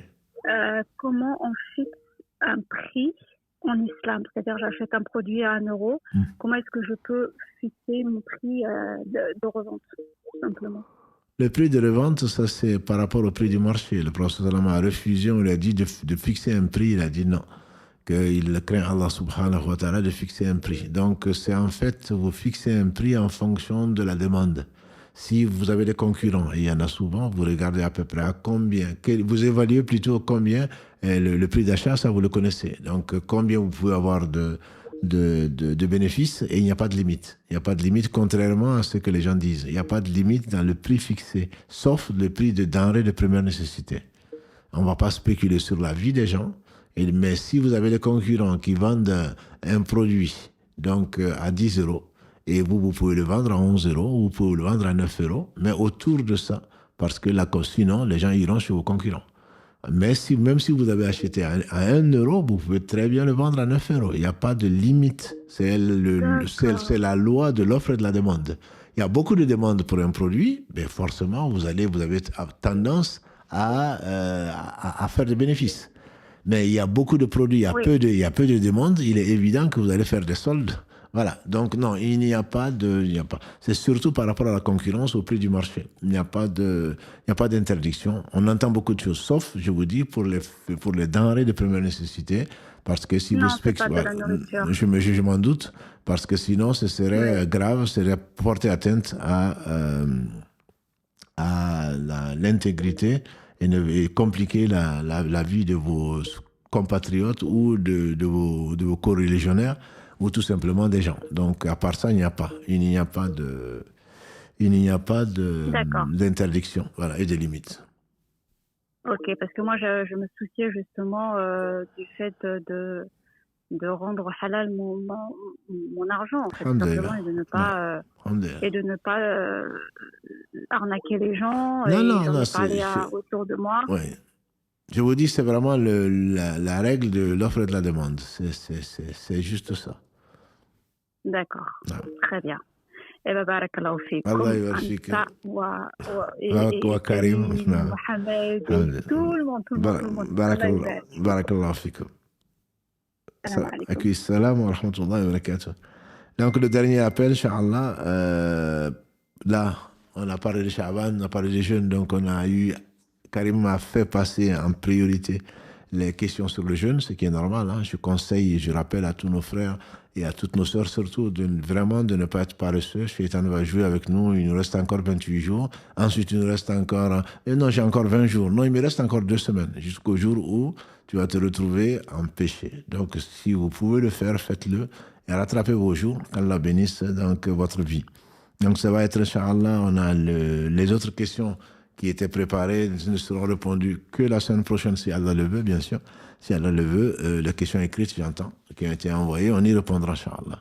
Si vous êtes patient, à moins que Allah vous donne la réponse ailleurs. Donc, la dernière question par rapport toujours aux jeunes, pouvez-vous détailler nourrir un pauvre par jour? Quel montant peut-on réunir la somme pour le nombre de jours et donner à la mosquée? Alors, c'est comme Allah parle de nourrir un pauvre. Donc, laissons à Allah subhanahu wa ta'ala la perfection et il a laissé libre. Donc, nourrir un pauvre, c'est ce dont tu te nourris en fait, ma soeur. C'est ce dont tu te nourris.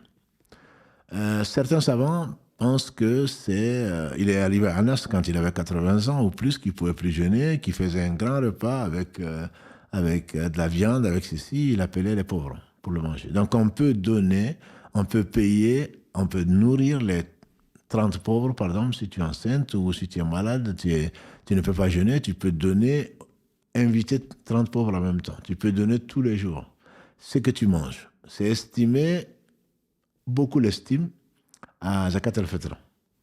Actuellement, cette année, je ne sais pas, ils vont peut-être monter à 10 euros. L'année dernière, c'était 7 euros par pauvre, le prix d'un shawarma ou le prix d'un tacos ou le prix de je ne sais quoi d'autre, que le pauvre mange un peu ce que tu aurais mangé toi. C'est pas midi et soir, c'est juste un repas. Alors, chez les Malikis, puisque c'est beaucoup d'entre nous croient qu'ils sont Malikis, on dit que c'est le quart de Zakat al-Fitr, donc ça ne ferait que 2 euros. Et je ne te vois pas en train de manger avec 2 euros. Avec 2 euros, je ne sais pas ce que tu mangerais. Donc on craigne Allah et qu'on aime pour nos frères ce qu'on aime pour nous-mêmes.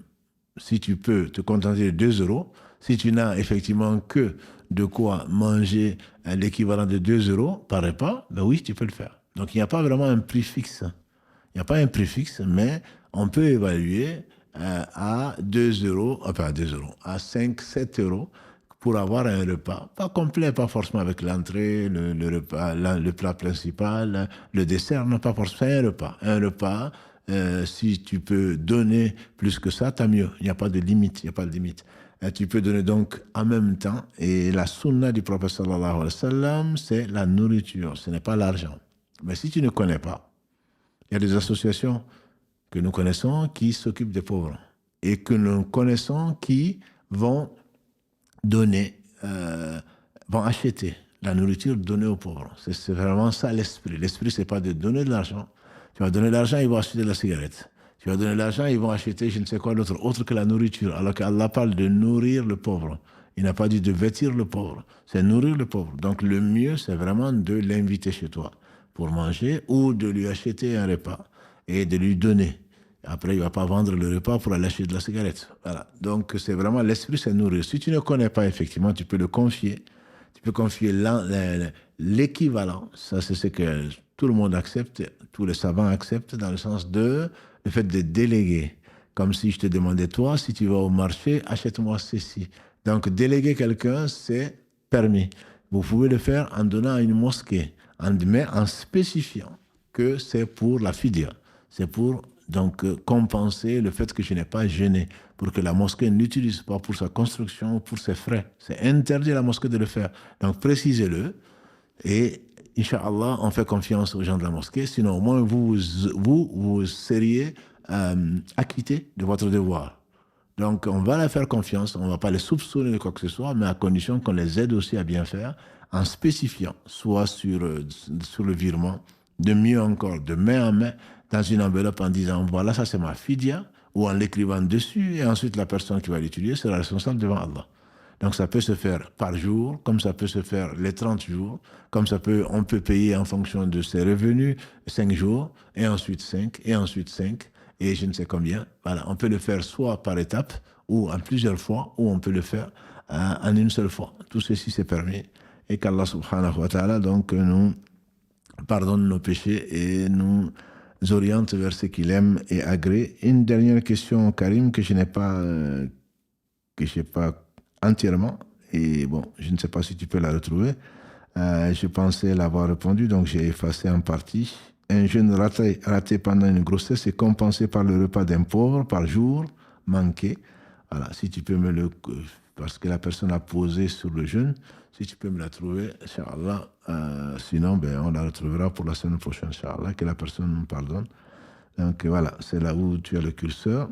Un jeûne raté pendant une grossesse est compensé par le repas d'un pauvre par jour manqué. Je ne connais pas le reste de la question. Voilà, bon, c'est pas grave. La personne réécrira, Inch'Allah, donc on va s'arrêter là. Il est 22h35. Non sans vous avoir annoncé donc un projet en cours qui est même à très court terme. On veut, la mosquée, alhamdulillah, remercie tous les donateurs plutôt, qui l'ont soutenu, moralement d'abord avec vos invocations, et ensuite avec ce qui donne 20 € par mois, que nous on a appelé investissement durable, c'est-à-dire pour l'au-delà. Tout ce que l'on fait, Inch'Allah, vous sera compté. On a fait beaucoup d'actions. Et vous allez le voir, vous nous faites confiance, bien sûr, et cette confiance n'a pas de prix. Vous nous faites confiance, donc s'il y a, l'année dernière, on a 1600, on a voulu avoir 2000 donateurs, donc de 20 € par mois. Certains ont donné plus, d'autres ont donné moins. Et donc on est à 1600 et quelques donateurs. Et on veut clôturer ce projet, cette opération plutôt, avant le Ramadan prochain. Le Ramadan prochain étant prévu pour fin février, 28 au plus tôt, le 1er mars au plus tard. Donc on a fixé une limite, la date limite, donc pour clôturer cette opération qui a duré 1 an, donc qui est le 28 février. On va, Inch'Allah, clôturer donc l'opération pour vous proposer d'autres opérations. Cela ne veut pas dire bien sûr que les 20 € par mois s'arrêtent ou quoi que ce soit. Simplement par transparence et parce que vous avez fait confiance. Et je vous en remercie. À la mosquée, on va vous faire un bilan. Donc, dans le mois courant, le mois dans lequel nous sommes, en commençant par cette semaine. Donc, Karim vous avait promis sur Instagram, en tout cas, la sortie de la première partie. Il va préparer 3 vidéos pour que vous voyez concrètement ce que vous avez donné, ce que nous en avons fait. Et on vous le doit par respect et on sait qu'on sera interrogé par Dieu, subhanahu wa ta'ala, pour ce que vous nous avez confié, pour ce qu'il nous a confié au travers de vos dons. Et donc, on veut au moins partager avec vous les fruits de ce que vous avez donné. Et vous verrez, Inch'Allah, que les frères et les sœurs n'ont pas gaspillé ce que vous leur avez donné. Et même si vous ne vous en doutiez pas. Donc, cette semaine, Inch'Allah, bientôt, on va vous proposer une vidéo de 5-6 minutes pour vous montrer ce qu'on a pu faire au niveau de la science, du savoir, et surtout d'une salle qu'on a appelée Savoir et Culture, que certains d'entre vous connaissent, qui contient énormément de livres, donc énormément de sciences, donc une richesse exceptionnelle qui a été mise, alhamdulillah, grâce à Allah subhanahu wa ta'ala, qui sera fructifiée, et une partie de vos dons a été utilisée pour acheter ces livres-là. Et donc, c'est une salle, très belle salle, dans laquelle nous faisons parfois des lives, notamment actuellement, c'est le live du samedi, et qui a des milliers de livres, en tout cas plusieurs centaines de livres, et dans laquelle également nous faisons des conférences, etc. Et ceci n'a pas de prix. Comme vous ne pouvez pas imaginer, ça n'a pas de prix, parce que l'héritage des prophètes, c'est la science. Et celui qui en a eu, il en a eu une bonne partie. Donc, Karim a condensé un certain nombre de choses et vous proposera plutôt dans la semaine, Inch'Allah, très bientôt, une vidéo, courte vidéo, pour vous montrer combien Allah a été généreux avec nous et avec vous, puisque tout ce que vous ferez, vous le retrouverez, Inch'Allah, multiplié au moins par 10, voire 700, voire plus. Donc, je ne saurais terminer sans vous renouveler nos sincères remerciements. Allah nous a réunis dans ce monde, qui nous réunisse donc au paradis, et sans nous demander des comptes, et ça lui est facile, et on en a besoin, et qu'Allah vous aime pour l'amour qu'il vous a donné, parce qu'il faut que Allah aime pour qu'on l'aime. Donc si Allah vous a aimé, très certainement, si vous aimez Allah, c'est que Allah a voulu vous aimer. Et la condition sine qua non, verset 31 de la sourate 3, dis-leur ya Muhammad, qul in kuntum tuhibbuna Allah fattabi'uni yuhibbukum Allah wa yaghfir lakum dhunubakum wallahu ghafurur rahim. Si vous prétendez aux croyants ou aux humains aimer Allah, alors suivez-moi. Et donc Allah a fait du suivi du Muhammad sallallahu alayhi wa sallam la condition sine qua non pour avoir l'amour d'Allah subhanahu wa ta'ala. Et on prie Allah subhanahu wa ta'ala d'accepter donc les efforts, l'investissement durable que vous avez pu faire, et pour ceux d'entre vous et celles d'entre vous qui n'ont pas pu le faire, il est encore temps donc de s'abonner, entre guillemets, de s'engager. L'engagement est toujours une bonne chose, mais c'est toujours vis-à-vis d'Allah, c'est pas vis-à-vis de nous. Nous ne sommes que des intermédiaires. Si vous vous engagez, c'est pour Allah. Il y a toujours temps encore, il reste 20 et quelques jours pour atteindre cet objectif, qui n'est pas un objectif inatteignable. Donc, il ne reste qu'on a quelques 300 qui manquent pour atteindre le but. Mais même si le but n'est pas atteint, il est déjà atteint. Dans nos cœurs, il est déjà très proche. Et on espère qu'Allah subhanahu wa ta'ala bénira ce que vous avez donné, bénira également vos familles et ce qui reste de notre courte vie. Et ensuite, Inch'Allah, qu'on en profitera très tôt, déjà dans la tombe, avant le jour du jugement dernier et pour le paradis éternel.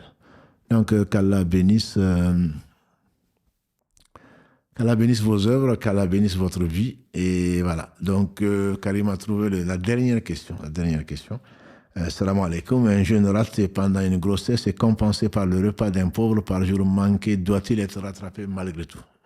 Très bonne question, ma sœur. C'est que quand tu rates un jeûne et que tu ne penses pas que tu as compensé par le repas d'un pauvre par jour, doit-il être rattrapé malgré tout? Il y a 2 avis. Le premier avis, c'est que si tu l'as compensé parce que tu n'as pas pu jeûner avant Ramadan, mais que ton intention et que ta conviction, c'est qu'il faut le rattraper, alors tu le rattraperas. Parce que tu n'as fait que compenser le fait de n'avoir pas fait à temps. Puisque tu ne peux pas faire à temps, tu l'as compensé, donc tu n'as pas de péché. Mais tu as quand même la dette du jeûne. Par contre, si tu es de l'avis d'Ibn Omar et Ibn Abbas, qu'Allah les agrée, ainsi que leur père, ça veut dire que tu as compensé, tu n'as plus à jeûner. Voilà, donc ça dépend de la vie que tu prends. Personnellement, ce qui me séduit le plus, c'est la facilité et le fait qu'une femme, en grossesse, enceinte, ou une femme qui allaite, qu'Allah bénisse nos mères, et qui donc ne peut pas jeûner, puisse compenser par une nourriture, suffirait pour cela, et en tout cas pour moi, cela suffirait. Mais encore une fois, c'est une question de conscience, une question de conviction. Si les savants ont divergé, c'est qu'ils ont de bonnes raisons de diverger, et ils n'ont divergé que dans la recherche donc, de l'amour et la satisfaction d'Allah subhanahu wa ta'ala. Donc on ne critiquera pas un point de vue d'un savant. On priera pour lui. S'il a vu juste, grâce à Allah, il aura 2 récompenses. Et s'il s'est trompé, il aura au moins la récompense complète. Voilà. Qu'Allah bénisse Mohammed, sa famille, ses compagnons, tous ceux qui les auront suivis dans le droit chemin. Et nous fasse l'honneur d'en faire partie dans ce bas monde avant qu'il nous réunisse avec le meilleur des hommes au paradis éternel. سبحانك اللهم وبحمدك أشهد أن لا إله إلا أنت أستغفرك وأتوب إليك سبحان ربك رب العزة عما يصفون والسلام على المرسلين والحمد لله رب العالمين والسلام عليكم ورحمة الله وبركاته.